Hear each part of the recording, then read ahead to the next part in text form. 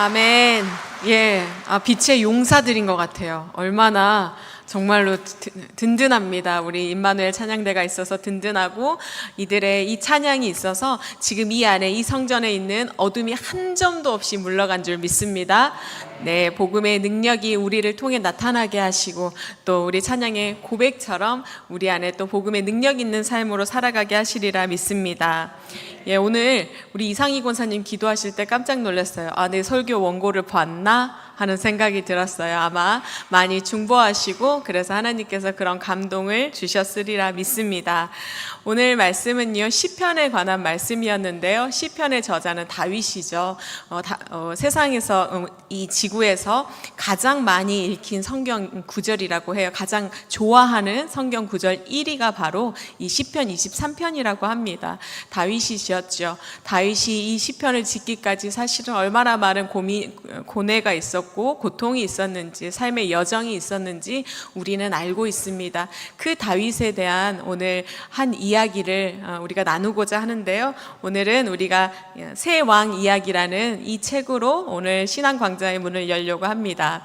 새 왕 이야기. 이 새 왕 이야기는요, 진 에드워드 목사님이라는 분이 지었습니다. 1992년에 미국에서 출판이 되었는데요. 우리나라에는 1994년에 출간하게 되었습니다. 물론 이 안에 내용이요, 너무나 잘 아는 내용이에요. 너무나 쉬운 내용이고, 새 왕 하면 누가 떠오르실까요? 다윗이 방금 이야기했으니까 다윗이겠죠. 다윗 전후로 누가 있을까요? 사울, 그리고 다윗에게 고통을 주었던 압살롬. 이렇게 보면은 또 우리의 왕이신 우리 하나님, 이런 이야기들이 가득한 책이라고 볼 수 있습니다. 그러니까 우리가 이미 이 책에 대해서는 사실은 내용은 거의 다 알고 있는 이야기입니다. 그리고 보니까 어때요? 책이 아주 짧죠. 그리고 작아요. 여러분, 그래서 이거 마음 먹고 읽으면 한 30분이면 읽을 수 있어요. 한 1시간 이내로 읽을 수 있는데요. 그런데 이 안에는 그렇게 가벼운 내용을 담고 있지는 않아요. 그래서 제가 여러분에게 권면하기 위하여 가지고 왔습니다. 또 우리 하늘 우물 문고에 이 책이 있거든요. 그래서 보시면 좋을 것 같습니다. 이 작가인 진 에드워드 이 목사님이시거든요. 이 목사님은 신학을 전공을 하셨어요. 굉장히 이야기꾼으로 소문이 나 있습니다. 약 20권 이상, 한 24권 정도의 책을 저술하셨는데요. 이분은요, 무엇에 탁월하시냐? 성경의 내용을 이렇게 스토리텔링 해가지고 다시 재구성하는 것, 그 안에 있는 의미들을 조금 들여다보는 것으로 굉장히 유명한 그러한 목사님이십니다. 그래서 우리 사도행전에 보면, 사도행전은 우리 사도 바울의 시각이나 베드로의 시각으로 많이 되어 있잖아요. 그런데 그렇지 않고 동행자의 시각, 그래서 보면은 실라의 일기, 디도의 일기, 디모데의 일기, 브리스길라의 일기, 이런 책들을 내셨어요. 반대의 시각으로 볼 수 있는 그러한 책을 집필을 하셨습니다. 우리가 바라보지 못했던 것을 다른 시선에서 묵상할 수 있도록 도와주는 그러한 역할을 하시는데 굉장히 탁월한 그러한 분입니다. 이 새 왕의 이야기도요, 성경에 너무나 잘 아는 이야기예요. 우리 설교도 너무나 많이 들었고 너무나 자주 접하는 이야기인데 그 이야기들을 이렇게 스토리텔링으로 엮었어요. 그리고 작가적인 시각에서 다시 조금 재구성하고 그것을 해석을 했다, 이렇게 보시면 되겠습니다. 두 막으로 구성이 되어 있는데요. 첫 번째는 다윗과 사울의 이야기, 두 번째는 다윗과 압살롬의 이야기, 이렇게 두 장으로 구성이 되어 있습니다. 작가는요, 이 구약 성경 내용을 기반으로 하기 때문에 우리가 이걸 보면은 그냥 너무나 술술술술 익혀요. 막히는 구석이 하나도 없이 그렇게 읽을 수 있는 책이 바로 이 책입니다. 그 안에 다윗이 어떤 고민을 했었는지, 어떤 생각을 하고 있었는지, 그것을 우리가 들여다볼 수 있도록, 또 이 고민들을 보면서 우리가 우리의 삶도 조명해보고 또 묵상해볼 수 있는 그러한 길로 인도합니다. 때문에 오늘 이 책을 여러분에게 권하고자 합니다. 가장 먼저 이 책을 펼치면요, 처음에 하나님이 가브리엘이라는 그 천사에게 하신 명령을 통해서 시작을 합니다. 프롤로그에 나와 있는 내용인데요. 가서 내 존재의 두 부분을 취하라. 두 운명이 기다리고 있을 것이다. 그들 각각에게 그것을 하나씩 나눠 주어라. 이 가브리엘 천사에게 두 개의 운명을 준대요. 두 가지 종류의 어떤 부분을 주는데, 그 한 부분은 뭐냐면요, 바로 겉옷에 해당해요. 하나님의 겉옷. 겉옷은 뭐냐면 하나님의 본성과 가장 가까운 것이거든요. 그래서 이 하나님의 겉옷에 감싸인 자는 어떻게 될까요? 그 감싸인다는 것 자체가 하나님의 능력을 옷 입는다는 걸 의미해요. 그래서 그 능력으로 군대도 무찌르고 하나님의 적을 모욕하고 무찌르는 그러한 능력을 옷 입게 된다. 그래서 하나님의 역사가 그의 삶 가운데 일어나게 된다 하는 것을 의미합니다. 그런데요, 이 능력이 그의 내면까지는 채워줄 수가 없대요. 그렇게 능력이 나타난다고 하여도 그 내면은 공허할 수 있다라고 이야기를 합니다. 왜냐하면 이것이요, 이 겉옷은 그냥 겉사람만 이렇게 싸는 거지 그 속사람을 채워주지는 않기 때문에, 물론 하나님의 역사도 있고 은사도 나타나고 그 능력이 무궁무진하게 나타나지만은 그럼에도 불구하고 내면은 공허해요. 그러니까 어떻게 될까요? 변화가 일어나지 않고 이것이 누군가에게 영향력을 줄 수 없음을 이야기합니다. 그래서 이 속사람까지 변화시킬 수 있는 부분이 있는데, 바로 이것이 다른 하나, 바로 유산이라고 합니다. 이 유산이라는 것은요, 씨앗과 같아서 우리의 마음 가운데 심겨진대요. 그리고 속사람을 채우는데 무엇으로 채우느냐? 바로 예수님의 생명으로 채워지게 된다고. 이 예수님의 생명으로 채워질 때 우리의 속사람이 어떻게 될까요? 채워지고 변화되어진다 때문에 우리는 이 유산을 구해야 된다 이야기를 합니다. 그런데 이게 이렇게 채워지기 위해서는 조건이 있어요. 무엇이냐? 그것이 바로 고통, 슬픔, 우리가 아는 고난 같은 것들이에요. 상한 심령. 이런 것이 합쳐져야 우리의 속사람이 이 유산으로 채워지고 변화되어질 수 있다라고 이야기를 합니다. 가브리엘은요, 이 두 개의 운명, 겉옷과 또 하나 뭐였죠? 유산. 이 두 개를 가지고 이제 세상으로 나아가게 됩니다.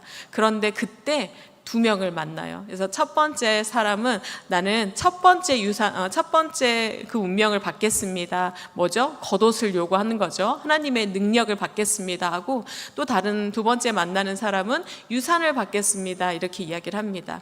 그래서 그들은 각자 돌아가서 자기의 시대에, 자기의 때에 왕이 됩니다. 그게 바로 오늘 등장하는 이 왕들의 이야기라고 보시면 되겠습니다. 저자는요, 성경의 많은 왕 가운데 특별히 오늘 다윗과 사울과 압살롬에 대해서 관심을 가집니다.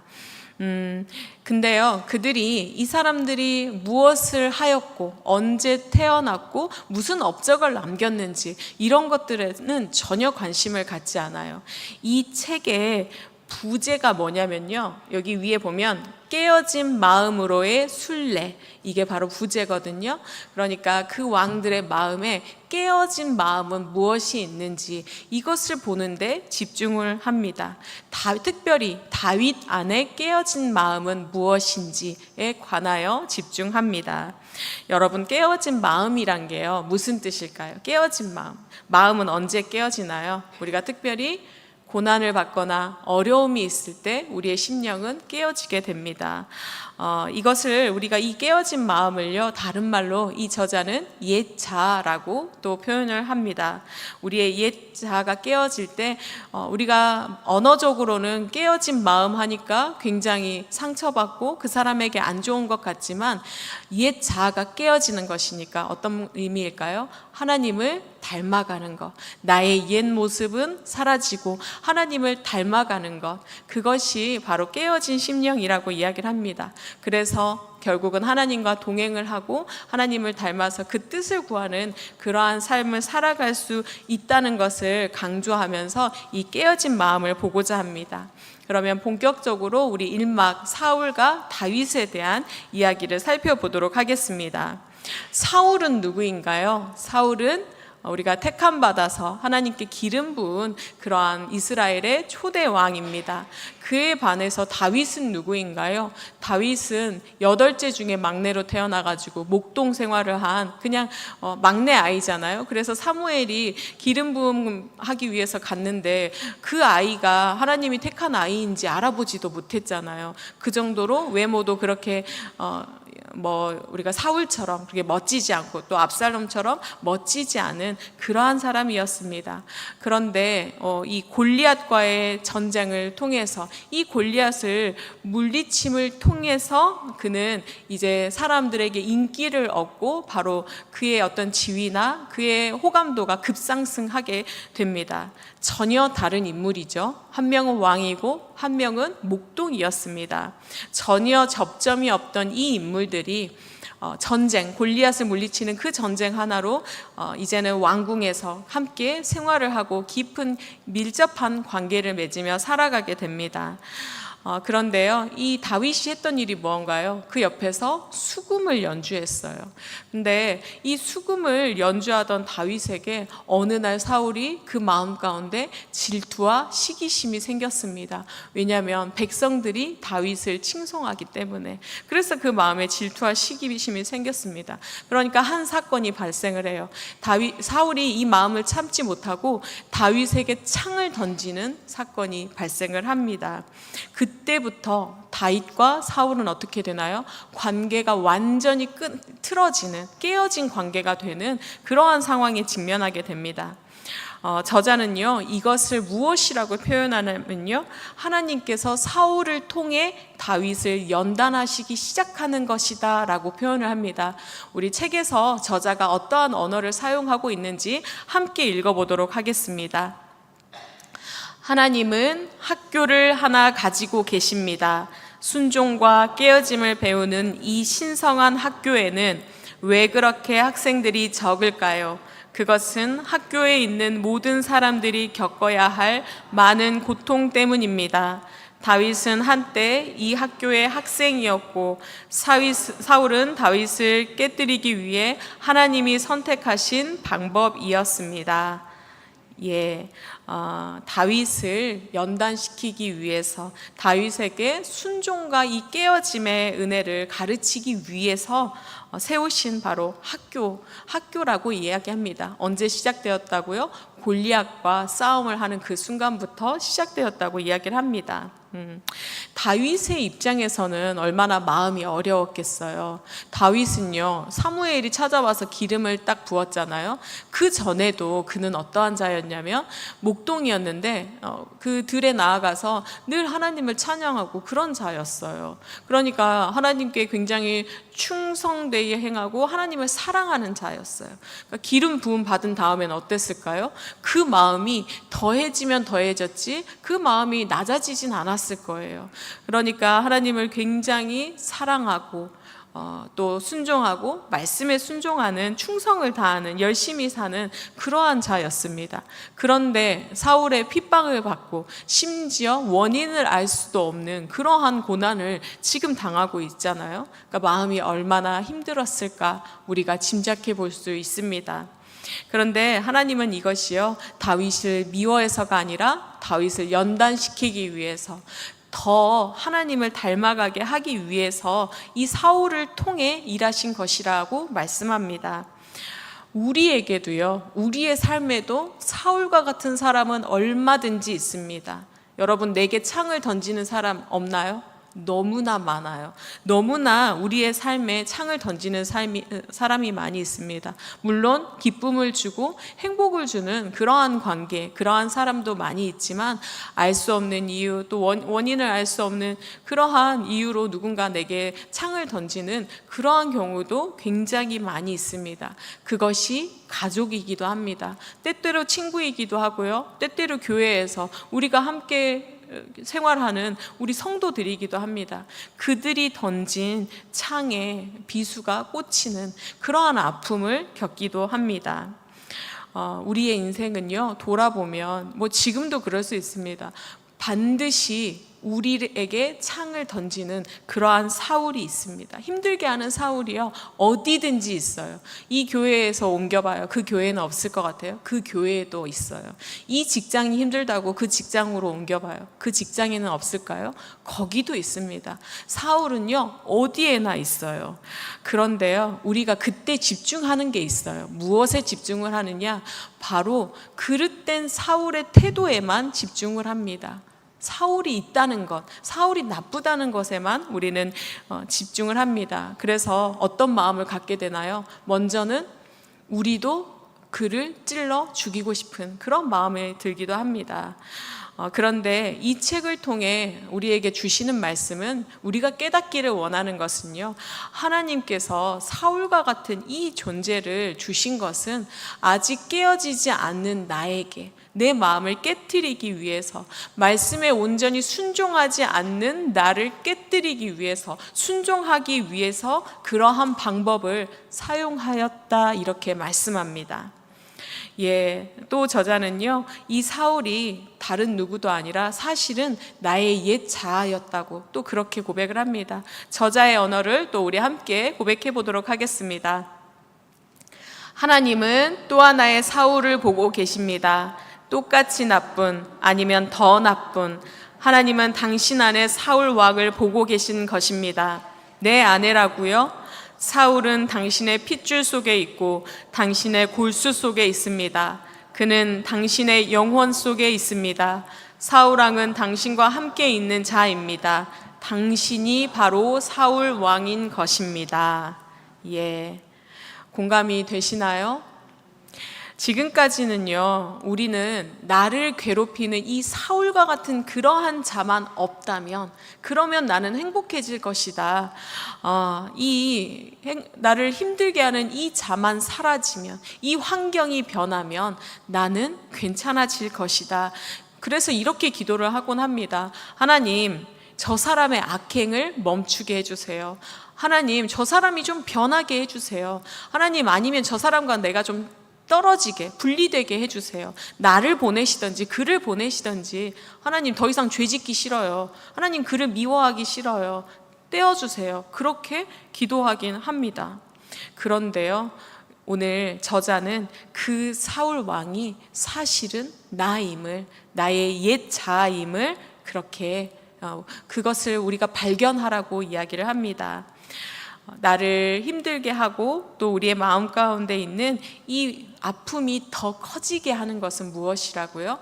바로 나라고, 바로 나임을, 깨지지 않는 나, 옛 자아의 모습을 가지고 있는 나임을 오늘 저자는 분명하게 이야기합니다. 하나님을 닮지 않은 그러한 모습으로 살아가는 그러한 내가 나를 해치고 있고 나를 상처 주고 있음을 우리는 기억해야 하겠습니다. 그러니까 우리에게 필요한 것은 그럼 무엇일까요? 바로 우리 안에 있는 사울에게 주목하는 것이 필요합니다.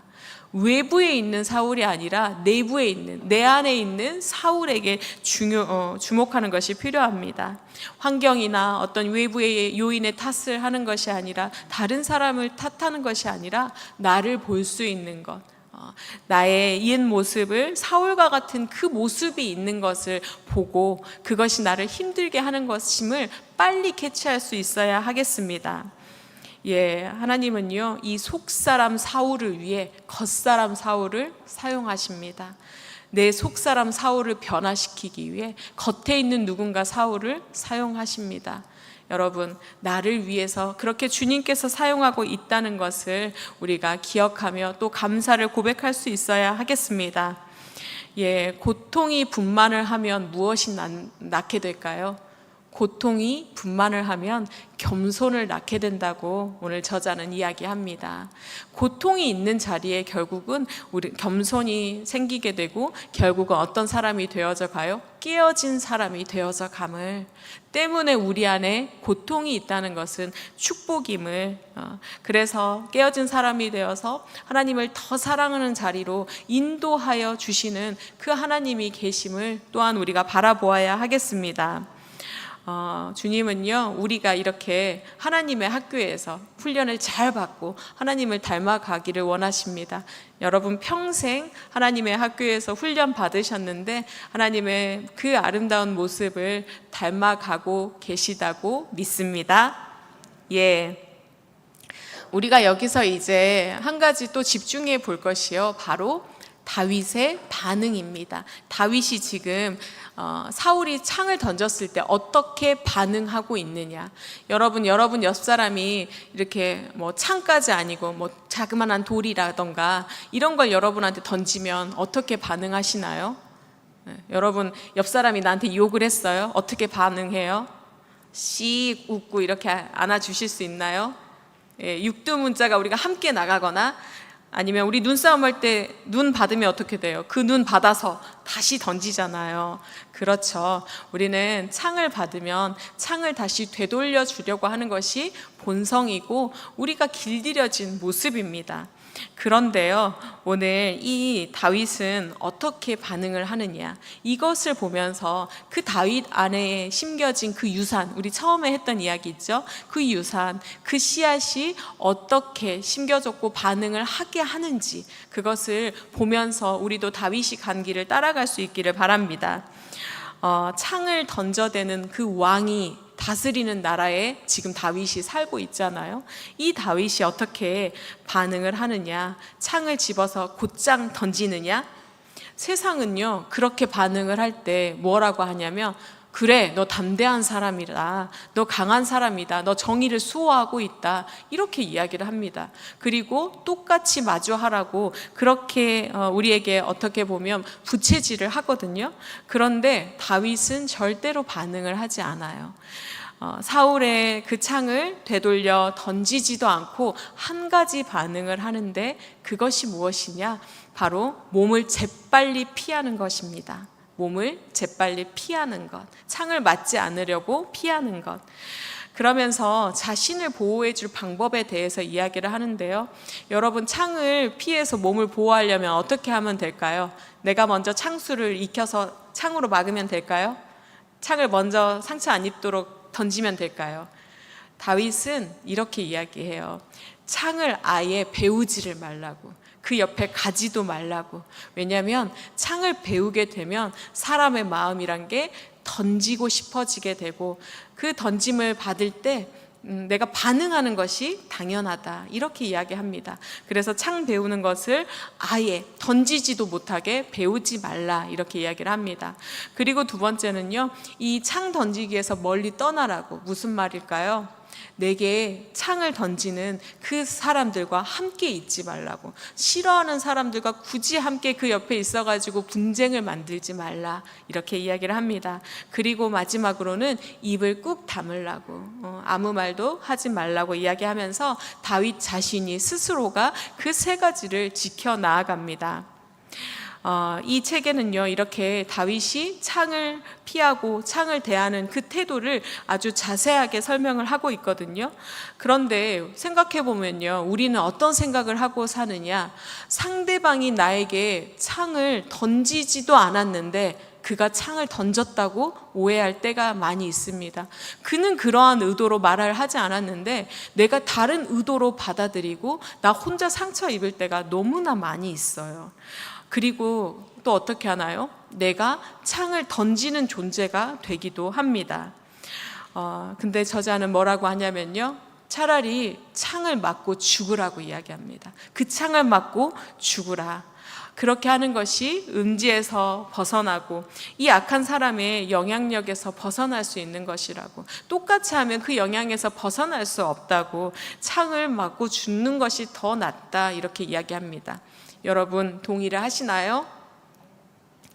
하나님은 그러면 이 창을 던지는 사울을 우리에게 왜 보내셨을까요? 여러분, 왜 도대체 사울이 창을 던질 수 있게 그 창을 쥐어 주셨을까요?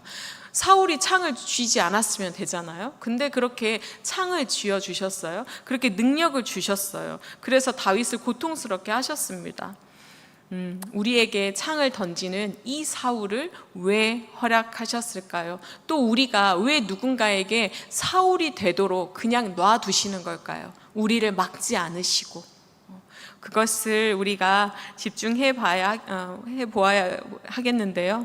하나님은요, 우리 안에 있는 이 사울을 제거하기 위해 사울을 없애는 방법으로 바로 바깥에 있는 내 옆에 사울과 같은 그러한 자들을 옆에 두십니다. 때문에 여러분, 창을 던지는 이가 많다면 무슨 말일까요? 내 안에 깨어져야 할 부분이 많음을, 그 창이 상처가 되었다면 내 안에 여전히 깨어져야 할 부분이 많아서 하나님께서 놔두는 것임을 여러분 꼭 기억해야 하겠습니다.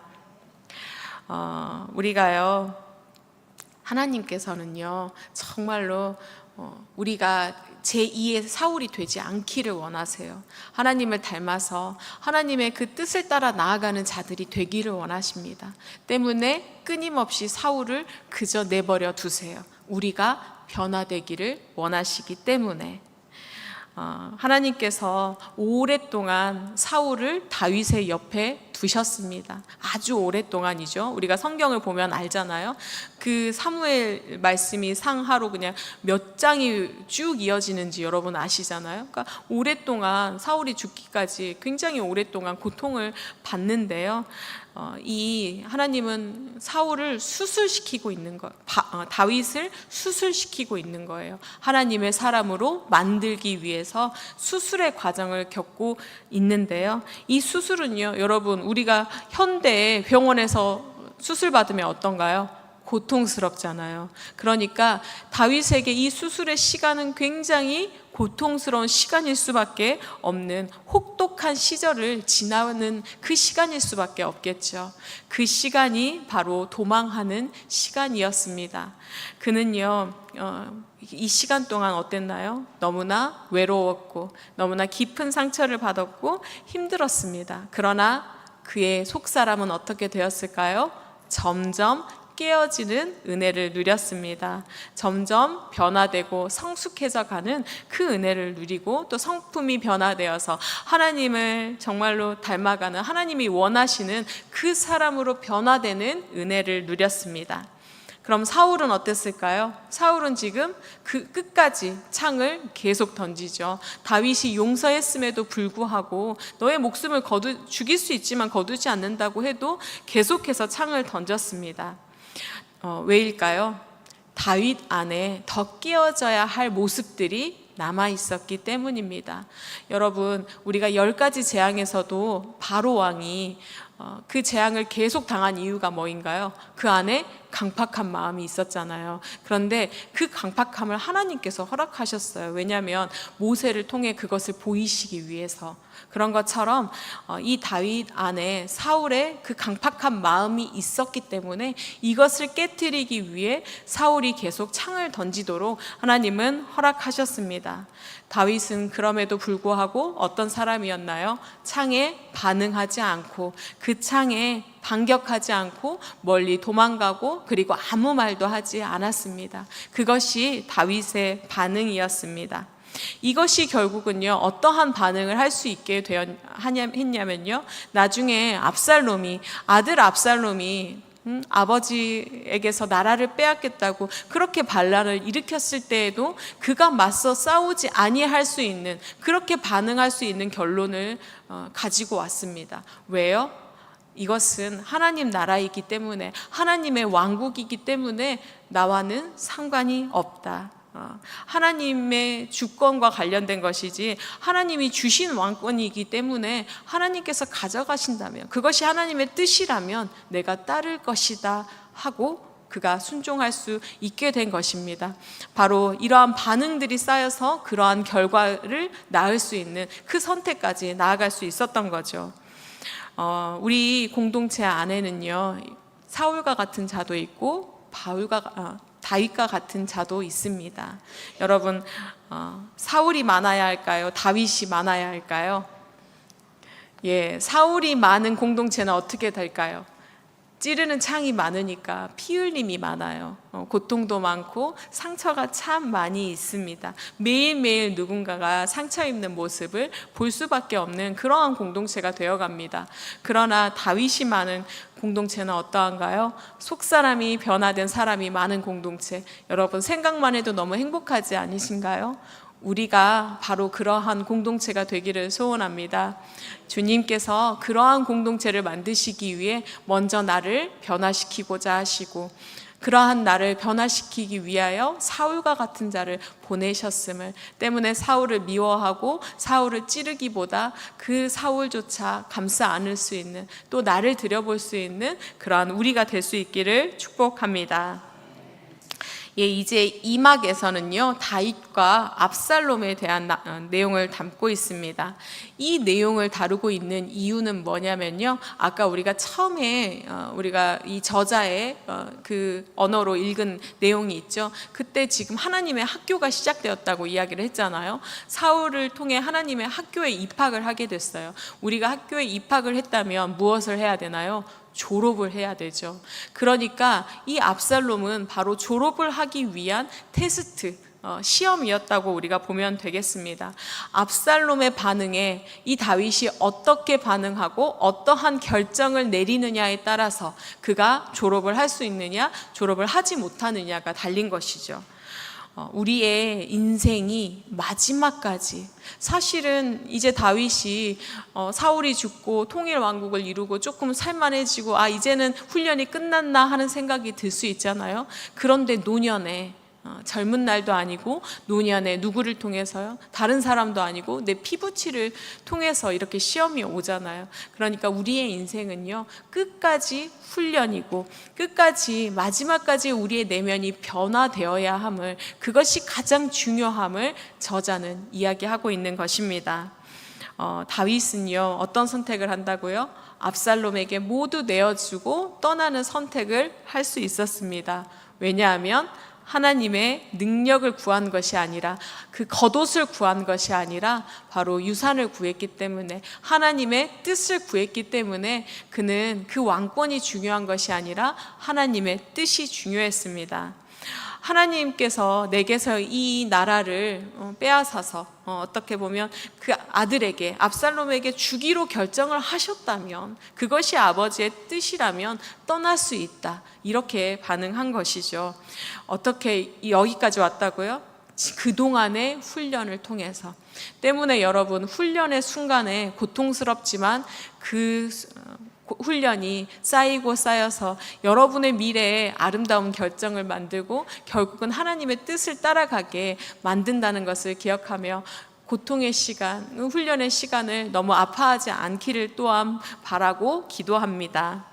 예, 우리 이 다윗의 이렇게 반응한 다윗을 바라보며 저자가 뭐라고 하고 있는지 이 고백을 함께 읽어보겠습니다. 나도 내 마음을 모르지, 내 마음 속에 정말 무엇이 있는지 어떻게 알겠나. 단지 하나님만 아실 뿐. 그러나 그분은 말씀하지 않았네. 나는 왕이 되려고도 또 왕으로 남아있기 위해 싸우지 않았겠네. 나는 그분의 능력이 아니라 그분의 뜻을 구하네.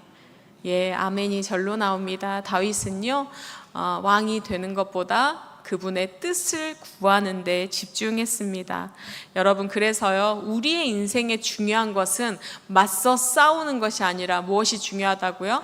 하나님의 뜻을 구하는 것이 중요함을, 하나님 앞에서 사는 삶을 살아가는 것이 중요함을 우리가 볼 수 있습니다.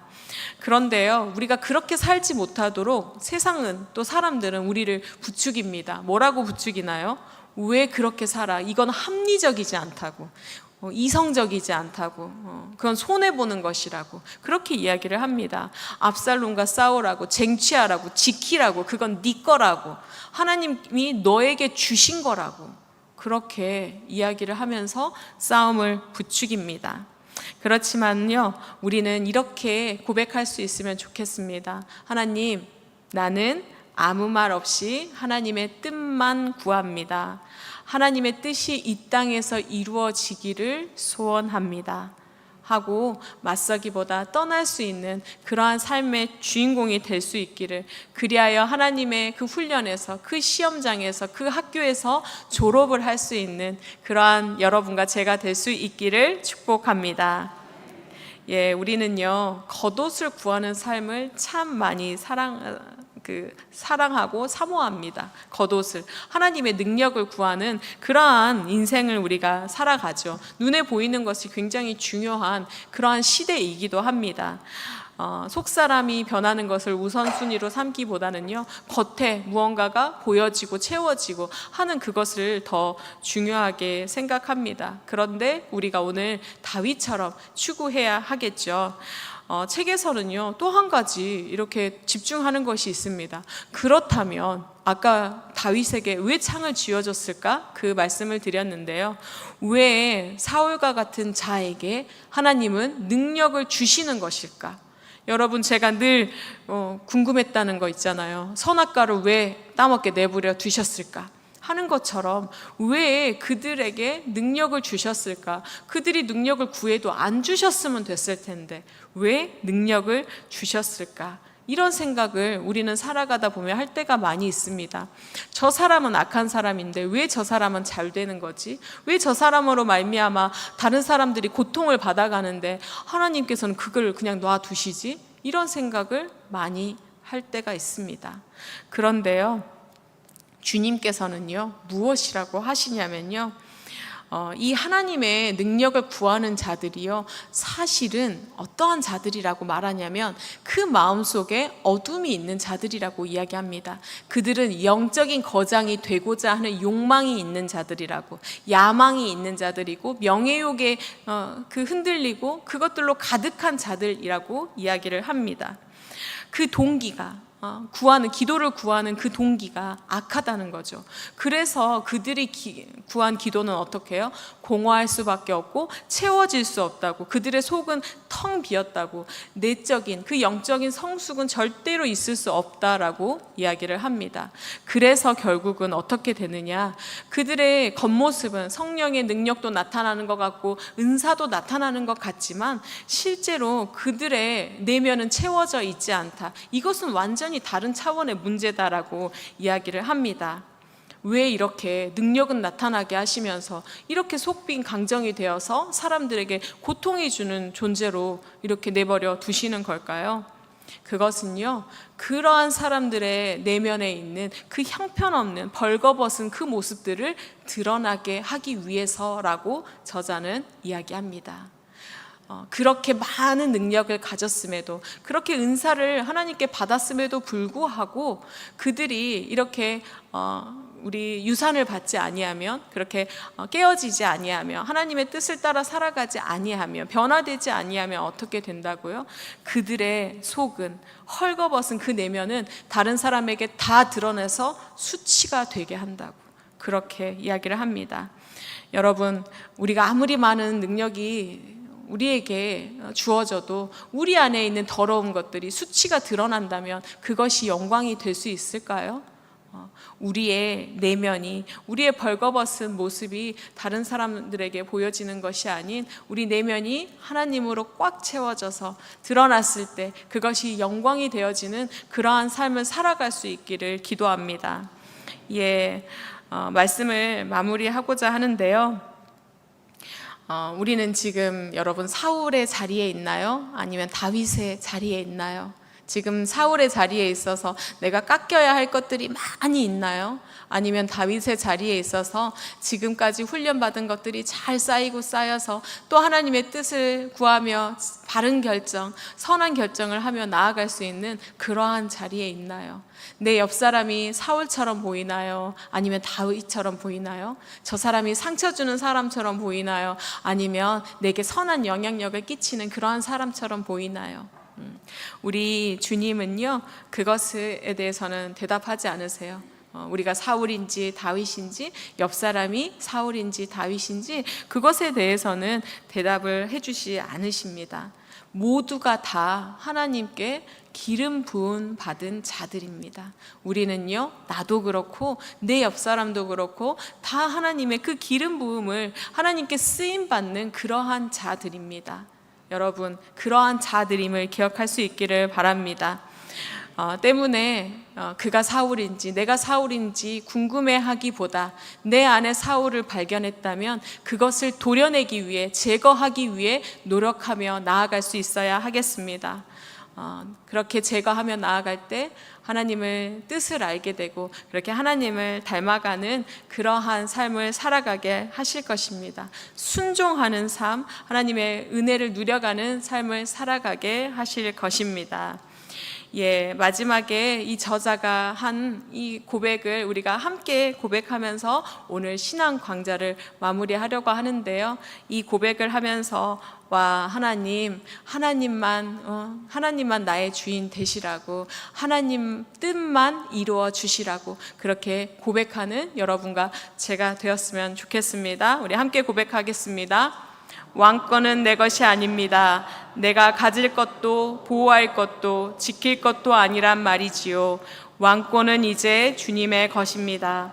왕국도 마찬가지요. 나는 하나님을 방해하지 않을 것입니다. 그분이 그의 뜻을 이루시는 것을 막을 만한 장애는 아무것도 없습니다. 하나님이여 하나님 되시옵소서. 아멘. 기도하겠습니다. 하나님 감사합니다. 사울과 같은 자에게 그러나 깨닫게 하시고 내려놓게 하시고 깨어지게 하시는 여호와 아버지 감사합니다. 더 깨어지기를 원합니다. 우리 안에 사울과 같은 것은 하나도 남김없이 다 깨어지는 은혜를 더하여 주시옵소서. 발견할 때마다 주님 앞에 엎드리며 나아가기를 소원하고 주님의 뜻을 간구하며 나아갈 수 있는 그러한 인생으로 우리를 인도하여 주시옵소서. 그리하여 어느 날 주님께 모든 것에 순종하며 모든 것에 감사하며 모든 것 주님께 영광 돌리는 그러한 인생으로 우리를 인도하여 주시옵소서. 우리 정능교회가 다윗이 가득한 제단이 되기를 소원합니다. 그러한 공동체가 되기를 소원합니다. 누군가가 어둠의 시간, 동굴의 시간을 가고 있다면 그를 위하여 기도하고 기다리고 격려함을 통하여 그가 온전한 다윗이 되기까지, 하나님의 닮은 자가 되기까지 함께 중보하며 나아가 그렇게 아름다운 공동체, 주님 보시기에 정말로 기뻐하시는 공동체로 주님께 영광 돌리게 하여 주시옵소서. 오늘 깨달은 말씀, 심겨진 말씀, 결단한 말씀, 하나님 절대로 헛된 것 되지 아니하고 우리의 삶의 풍성한 열매로 나타날 수 있도록 주님께서 역사하여 주시옵소서. 모든 것 감사하며